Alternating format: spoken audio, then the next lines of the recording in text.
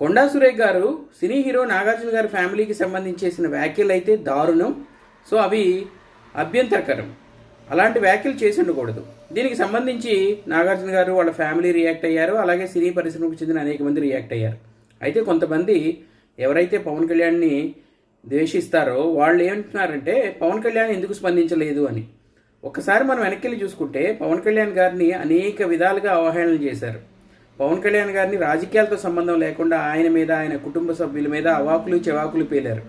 మరి అప్పుడెప్పుడూ కూడా సినీ పరిశ్రమకు చెందిన ఎవరూ కూడా ముందుకు వచ్చి రాజకీయాలు రాజకీయంగానే చూడాలి, వ్యక్తిగత విమర్శలు చేయకూడదని ఎవరూ కూడా ఖండించిన పాపాన్ని పోలేదు. నాగార్జున గారి సంగతి అయితే సరే మనకు తెలుసు కదా, చిరంజీవి గారితో సన్నిహితంగా ఉన్నట్టుగా చేస్తా కూడా 2009 ఎన్నికల్లో సడన్గా కాంగ్రెస్ పార్టీకి మద్దతుగా యాడ్లు ఇచ్చిన ఘనత నాగార్జున గారిది. సో అందరూ స్పందించాలని డిమాండ్ చేయటం ఎంతవరకు కరెక్టు?